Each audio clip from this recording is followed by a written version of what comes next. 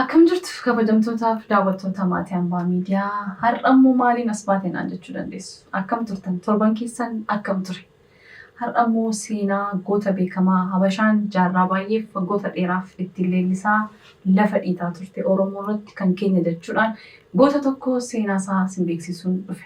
Innis eenyu yoo jettan Abuna Phexros yookaan Magarsaa Badhaasaa eenyu laata? Yaadatti yoo qabattan hundi keessan namoota Finfinnee jirtan Siidaa Piyaassaa jiru Abuna Phexros jedhee namni sun gootni sun Magarsaa Badhaasaa ta'uusaa beektu laata? Seenaa isaa akka armaan gaditti kan ilaallu ta'a na waliin tura. Abuna Phexros yookaan Magarsaa Badhaasaa beektu laata? Abuna Phexros Xaaliyaanonni bara 1988 Adwaa irratti erga injifatamaniin booda waggoota muraasaaf babal'ifannaa lafaa kaaba baha Afrikaatti gaggeessan akka dhaabuuf jedhanii turanii. Yeroo sanas aangoo kan qabate muummeen ministeera Xaaliyaanii Di Ruudiniin isa dura kan ture Francisco Crispiin imaammata hordofu jijjiiree ture. Baajata babal'ifannoo lafaaf biyya qabatee walakkaan akka hir'atu godheera. Adwaan dura mataa gad qabattee kan turte mormaa garee kooministii Xaaliyaanii lafa Afrikaa gita bittaan qabattee akka gadhiistu gaafatte. Kun hundi garuu yeroof kan ture malee kan itti fufe ta'uu hin dandeenye. Xaaliyaanonni Itoophiyaa malee hirribni isaan qabuu hin dandeenye. Faayidaa ishee kabachiisuuf maree dippiloomaasii jalqabdee keessaa basaasuun haala biyyattiin irra jirtu qorachuuf turtii waggaan ture keessatti araarri bu'ee. Xaaliyaaniinis Itoophiyaatti leegaasiyoonii yookaan bakka bu'aa ishee biyyaa yeroo jalqabaaf akka hundeessitu taate. Maarshaal Rudolf Giraaziyaaniin Itoophiyaa yoo milkaa'e uummata ishee waliin yoo ta'uu baate immoo biyyattiin uummata isheen ala harka Musoloonii galchuuf waadaa galtee lafa Itoophiyaa ejjette. Haa ta'uutii garuu weerara bara 1928 Xaaliyaaniin Itoophiyaa irratti gaggeessite yaadannoo injifannoo Adwaa tureera. Xaaliyaanonni maqaa isaanii xuraa'ee qulqulleessuuf Itoophiyaanonni ammoo seenaa dheeraa kan abbootaa isaanii deebisuufi. Balaa Habte Sillaasee maqaa Abuna Phexros guyyaa keessaa mogga'ee fi eenyummaa isaa dhoksuuf shira taasifame. Magarsaa Badhaasaa ammoo kan warri baasee fi maqaa Oromummaa isaati. Abuna Phexros ammoo maqaa kiristaanummaa isaati. Abuna Phexros dur Koosobar iddoo jedhamutti godina Shawaa Kaabaa toora magaalaa Fiicheetti haadha isaa Yekibbaa Badhaasaa irraa bara 1975 dhalate. Abuna Phexros abbaa amantaa Ortodoksiiti. Xaaliyaanonni Adwaa irratti injifatamuu qophii waggootii 40 booda Itoophiyaa gabroomsuu fi gita bittaa jala galchuuf yeroo dhufan magaalaa fi baadiyyaa qabatanii Abuna Phexros namootittiin diina isaanii akka ari'atan barsiisaa ture.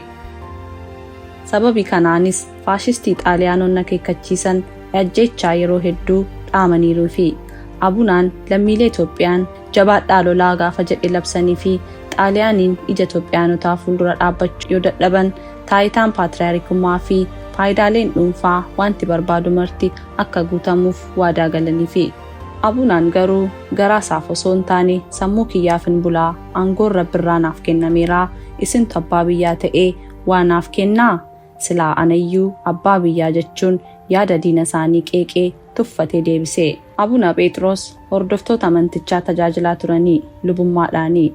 Aleksandiriyaa deemuun barnoota amantichaa hordofuun Phaaphaasummaan muudame. Phaaphaasii giddugaleessaa fi baha Itoophiyaa ta'uun tajaajileera. Abuna Phaawulos barataa Abuna Phexros ture.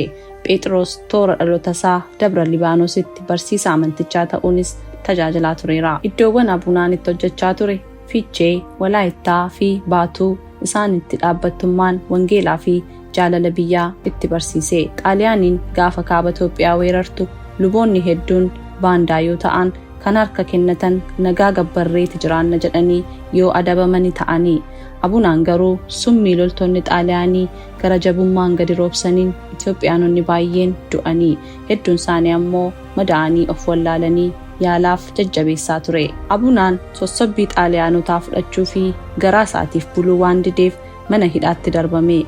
Carraa dhumaa lubbuun jiraachuuf Xaaliyaanonni isinii kennine kunoo hawaasa walitti qabee kana fuulduratti dhiifama gaafadhaatii hidhaa keessanii bilisa ba'aa jennaaniin ammas Abunaan diddaasaa ifoomse. Hawaasa addabaabaatti qabamee fuuldurattis Xaaliyaaniin biyya garboomeef akka dhuftee fi lammiileen biyyittis mirga isaaniif jabinaan akka lolaniif garbummaa jalaa ba'an barsiise. Barnoota haaromsaatti hooggantoonni Xaaliyaanii dubbichaan hamileen isaanii cabe. Waan yaadanis salphaan harka laachuu didee biyya bituun salphaa ta'uu didee itti ulfaate. Aariin mar'immaan isaa gubatee eelee sanaan booda Xaaliyaanonni eegga diddee kan jedhan baandotatti gadhiisanii rasaasaan adoolessa 22 bara 1928 ajjeesanii. Namni tokko yoo du'e kan waan jilu se'an malee ibidda ramaxaa ta'a. Dubbicha akka deemu shakkaniis sirriitti quba hin qaban ture. Fakkeenyummaan Abuna Phexros baras dargaggoo fi shamarran hedduuf ta'e. Qabsoo diddaa gabroomsaa Xaaliyaanii isaas kan kakaase gootummaaf fakkeenyummaa gaarii jaalalanni biyya isaaf qabu dhugaa ba'uuf siidaansaa jalqabaa adoolessa 16 bara 1939 erga boqatee waggaa 10 booda maqaa fi taayitaa abbaa amantummaa Abunaan ijaaramee fi siidaan kun ijaaramee waggaa 60 booda yoo haaromfamu Abuna Phexros paatriyaarikummaa laatamee fi hanga 22 bara 1997 eebbifameera. Siidichi sababii hojii daandii baaburaatiif ka'us kabajaan muuziyeemii keessaa of eeggannoon kaa'amee bakka durii isaatti deebi'uun seenaan hojjete darbe jaalala biyyaa addabaabaayii dhaabbatee lammiileetu labsaa. Lammiilee yeroo sana bakka guddaarraa akka isaan turan miti kan Xaaliyaanitti karaa himeyyuu faayidaa argateera. Abunaan garuu faayidaa ofiirra jaalala biyya isaa dursee aangoo isaanis hin barbaanne. Ulfina lammiin alas gonkuma hin yaadne. Amantaan kan abbaati, hojiin garuu kan biyyaati. Seenaan Abuna Phexros birmadummaa Itoophiyaa keessatti gumaache olaantummaa waan qabuuf yuuneskoon seeraan goototii jaarraa durii jechuun beekamtii kennuu fi sadarkaa jalqabaarra isa kaa'uun maqaa isaa galmeesseera. Manni amantaa kiristaanaa ortodoksii gootummaan isaa caalmaan ifee beekamuu akka qabu itti waliigaluun siidaa yaadannoon isaa piyaassaatti kara buufata konkolaataa biyyoolessaa yookaan magaalaa Finfinnee keessa geessu irratti argamuun alatti manni amantichaa bataskaanaa maqaa isaatiin ijaarameera. Abunaan amantaatti makamuuf kan murteesse umurii isaa waggaa 24tti ture. Dhaloonni isaa maatii qonnaan bultootaa irraati. 1910 mana amantaa ortodoksii Dabra Maankaaritti lallabummaa Walaayittaatti ergama. Bara 1920 ammoo Gadaamii Maarqos Aleksaandiriyaa Gibxi yaamamuun namoota afuriin abbaa amantummaa Abunaa fudhatan keessaa isa tokko ture. Sanaan booda jiddugala bahaatti amantaas lallabaa ture. Bara Xaaliyaaniin biyya weerartu bara 1927 mooticha Haayile Sillaasee waliin gara dirree waraana kaabaatti abbootii amantaa duulan keessaa Abuna Phexros isa tokko ture. Achittis namoota madaa'an kunuunsaa fi jajjabeessaa ture. Xaaliyaaniin tarkaanfii haleellaa fi ajjechaa namoota homaan balleessin irratti yeroo fudhattu ijaan argee garaan isaa aariira. Kun ammoo baay'ees garaa isa booresse. Xaaliyaaniin matsawwaa irratti injifattee gara giddugala biyyattiitti dhiibaa gaafa dhuftu Abuna Phexros Gadaamii Dabra Libaanos seenee achi taa'uunis biyyi isaa weeraramuu isheetiin gaddaaf yaadda'aa ture. Finfinneetti yookaan abbootiin amantaa dursummaan qaban weerara Xaaliyaanii maal goonaan yoo fudhatan Abuna Phexros garuu diddaan dhaabbate. Xaaliyaanonnis Abunaan beekamtii qabuun dhiibbaa uumuun isaa hin oolu sossobbiitti ka'anii namas itti erganii. Xalayaas Abunaan garuu gara jabummaan Xaaliyaaniin lammiilee biyyatti ajjeesuu isaaniitti gubatee aaree waan tureef lakkiin sossobbiin isaanii didee ofiifis gaafas du'aa ofitti murteesse. Abuna Phexros carraa argatee maraan loltoota Itoophiyaas ta'e kan Xaaliyaanii waa'ee barbaachisummaa nageenya isaaniitti lallabaa ture. Bara 1928 garuu garaan isaa weeraraa fi ajjechaa jarri raawwatanitti mar'immaan isaa gubatee ture. Hawaasni weeraraa fi ajjechaa jaraa akka hadheeffatuu fi balaaleffatu finciluu cimsee lallabuun bilisummaaf akka wareegaman kakaasaa ture. Xaaliyaaniin dhiitee bariitee maal akka dubbatu, yeroo waliin maal akka hojjettu, eessa akka ooluu fi maal akka yaadu isa hordofaa turte.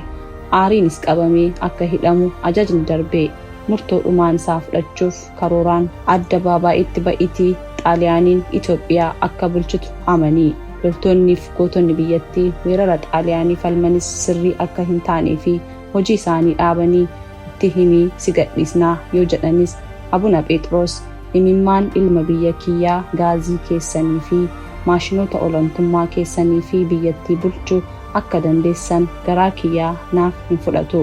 Cubbuu keessan kan gara jabeessummaa kana yoo nan hin balaaleffanne akkamittan maal jedheenis Rabbii fuuldura danda'ee dhaabbadha. Ajjeechaa isaa gaggeessuuf yookaan tarkaanfii irratti fudhachuuf yaadan tarii fincilli nurratti ka'aa laata. Xaaliyaanonni sodaa fi dhiphina cimaa irra turanii. Haa ta'uutii dubbii mudaa muddii waan itti ta'eef gara addabaabayitti namoonni hedduun bakka walitti qabamanitti ji'a adoolessaa bara 1928 ajjeechaan isaa yoo gaggeeffamuuf deemu dhaamsa sadhumaa arrabni isaa osoo hin gogiin akkas jedhee, ilmaan biyya koo gootonni Xaaliyaaniin falmaa jiran kan isiniif dhaabbatan kan mirga keessaniif lolan malee akka Xaaliyaaniin jettu shororkeessitoota nagaa biyya isaanii jibbanii miti. Warri badii jaraa isiniif himan ana fuuldura jirtu taanaa. Jarri gadi fageenyaan biyya nagaaf jaalala qabdu weeraruuf dhufanii. Waaqni jabina lammiilee isheetiif akka laatu nan kadhas nan abdadhas. Lammiin koo weeraraaf akkan jilbeeffannes nan amanaa. Bulchiinsa weerartuufis akkan saamamne qalbiin kiyya natti himaa. Lafaaf lammiilee ishee olaantummaan faashistii akkan fudhanne imaanaan irra kaa'eera. Yoo kun ta'e garuu ekeraan kootu ni balaaleffataa. Abuna Phexros waan fedha garaa isaa Xaaliyaaniin mormuun erga dubbatee booda teessoo irra teessifamee loltoota baay'eerraan rasaasitti dhukaafameen ajjeefame. Du'a isaa Itoophiyaanonni dhaga'anis mormii fi fincilaan gootota cinaa hiriiranii haleellaa Xaaliyaaniin irratti gaggeeffamu caalmaan itti fufee. Jalqabbiin qabsoo isaanii 1933 xumura argate. Itoophiyaanis gita bittaa jalaa bilisa baate. Bara 1938 siidaan gootummaa Abuna Phexros ibsu bulchiinsa magaalaa Finfinnee duuba Bataskaana Goorgisii jala daandii Markaatoo geessurra addabaabayiin dhaabameera. Oromummaa isaa garuu namoonni hedduun dubbachuu fedhuu baatanis kutataa ilma biyyaa ta'uusaa hundatu afaan guutee dubbataa fi kun sichi baruufis ni danda'u. Tsaggaayee Gabramadiinis tabbaa fi walaloo mi'aawaa irratti barreessee seenaa fi gochaa gootummaa Abuna Phexros hawaasa dhandhamachiiseera. Bataskaana Ortodoksii Qulqulluu jedhamtee maqaa isheetiin bataskaana magaalaa Finfinnee keessa toora wangeetitti ijaaramtes Abuna Phexrosiini. Kabajamtootaaf daawwattoota maatii hambaa miidiyaa Magarsaa Badhaasaa yookaan Abuna Phexros eenyu kan jedhu waan dhaggeeffattan, waan baay'ee irraa barattan, waan hubattan jira jedhee yaada. Hambaa miidiyaa egaa seenaawwan gootota keenyaa walitti funaanee seenaa qoratee baruulee adda addaa dubbisee isinii dhiyeessuuf duubatti hin jennu isiniin jechaa ammallee hambaa miidiyaa tumsuun gahee keessan isiniin jennaa. Maatii ta'a, seenaa baradhaa, duraa baradhaa isiniin jedhaa. An kan si waliin ture Caaltuu Tamasgeen yookaan Mooyinaan jedhan. Galatoomaa.